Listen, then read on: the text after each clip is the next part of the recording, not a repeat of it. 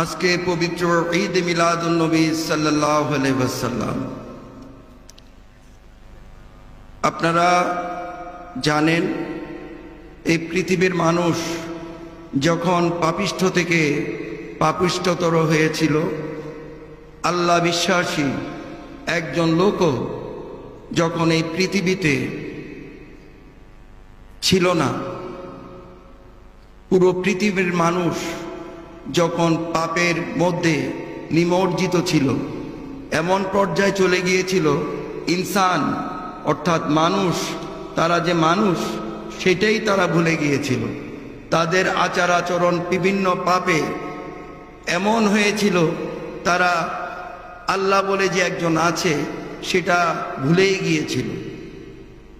তখন আল্লাহর ইচ্ছায় মানুষকে আলোর পথ দেখানোর জন্য, আল্লাহর সাথে সম্পর্ক করিয়ে দেওয়ার জন্য আল্লাহ নবী মুহাম্মদুর রাসূলুল্লাহ সাল্লাল্লাহু আলাইহি ওয়াসাল্লামকে এই বিশ্বের জমিনে পাঠিয়েছিলেন।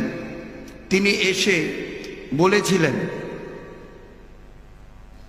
ইনসানদেরকে উদ্দেশ্য করে, তোমরা সূর্যের উপাসনা করো, তোমরা চন্দ্রের উপাসনা করো, তোমরা আগুনের উপাসনা করো, নিজেরা পুতুল বানিয়ে পুতুলের উপাসনা করো, এগুলো সব গায়রুল্লাহ, একটাও আল্লাহ না, একটা আল্লাহ না।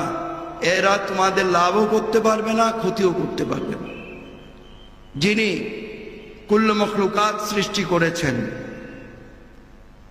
চন্দ্র সূর্য গ্রহ নক্ষত্র থেকে শুরু করে, জিন ইনসান থেকে শুরু করে, বৃক্ষ আদি তরুরাজি থেকে শুরু করে একটি কীটপতঙ্গ পর্যন্ত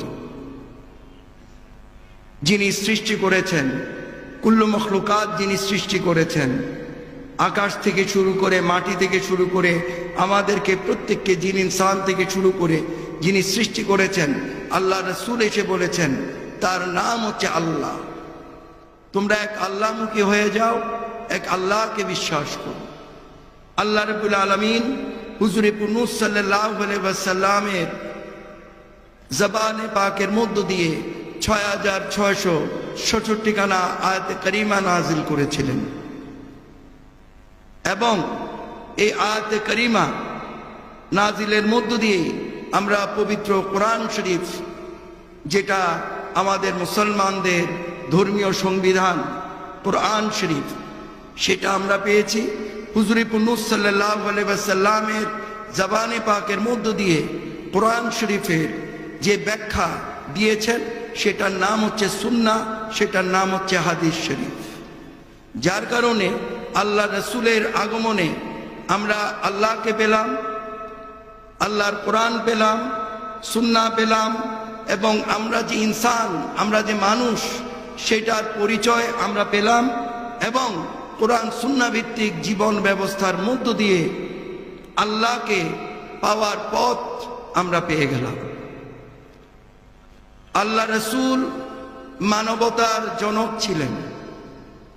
একদিন এক বেদিন আল্লাহ রাসূলের কাছে মেহমান হয়ে গিয়েছিলেন। আল্লাহ রাসূল তার সুন্দরভাবে তার মেহমানদারি করেছেন, নিজের হাতে বেড়ে তাকে খাইয়েছিলেন, এবং আল্লাহ রাসূল নিজের হাতে বিছনা করে দিয়েছিলেন। এবং ওই বেদিন সে ঘুমিয়েছিল, কোন ফাঁকে তার মলমূত্র ত্যাগ হলো সে নিজেও জানে না। সে লজ্জা শরমে সে আল্লাহ রাসূলকে না বলে চলে গিয়েছিলেন। আল্লাহ রাসূল রাগ হওয়ার পরিবর্তে আফসোস করেছেন, না জানি তার মেহমানের কত কষ্ট হয়েছে।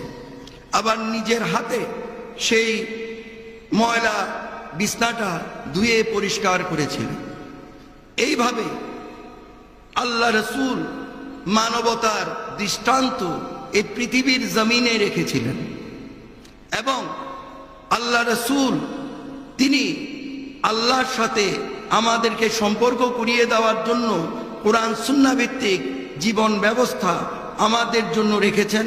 এবং সেই জীবন ব্যবস্থা অনুযায়ী চলে আমরা আল্লাহ আল্লাহ রসুলকে চিনে মোমেন মুসলমান হওয়ার তৌফিক আল্লাহ আমাদের সবাইকে দান করেছেন।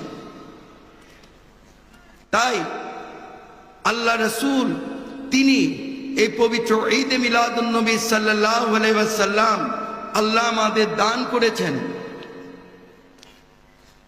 যেহেতু আল্লাহ রসুল না আসলে আমরা কোরআন পেতাম না, সুন্নাহ পেতাম না, আল্লাহকে পেতাম না।